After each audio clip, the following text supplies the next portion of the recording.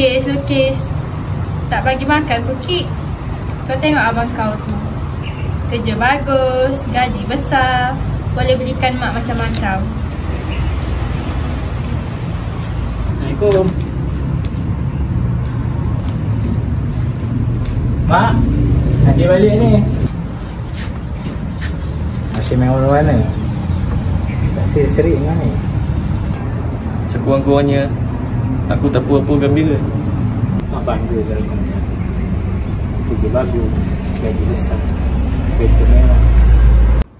Aku pun bangga kalau aku bukan kau.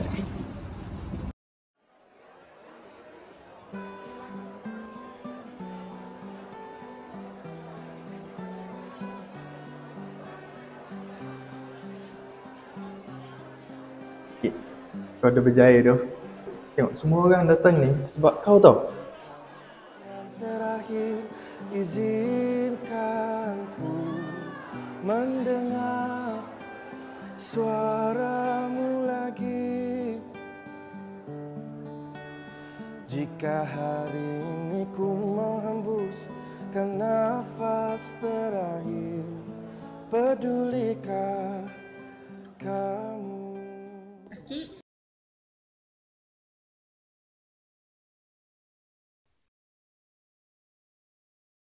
Zubat.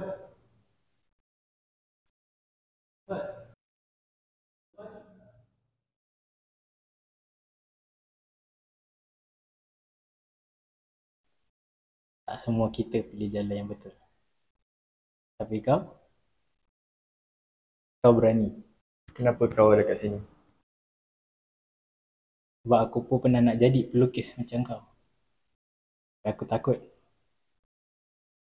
Aku pilih bangga, bukan bahagia.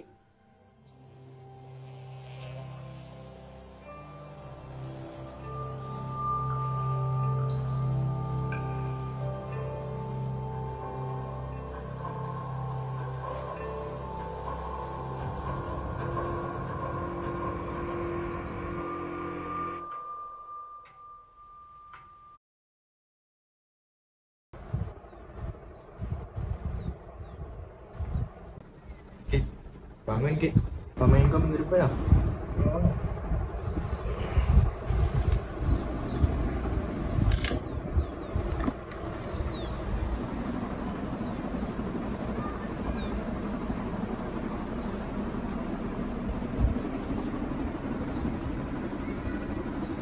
Kalau itu jalan kau, mak doakan yang terbaik lah, Kik.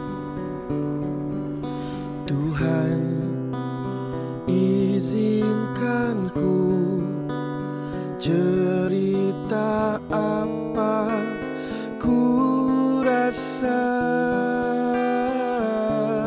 Izinkan ku lafaz kata cinta, beri makna rindu.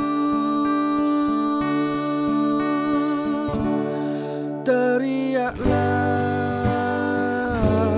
sekuat manapun aku, suara ini tiada mendengar. Teriaklah, berhentilah.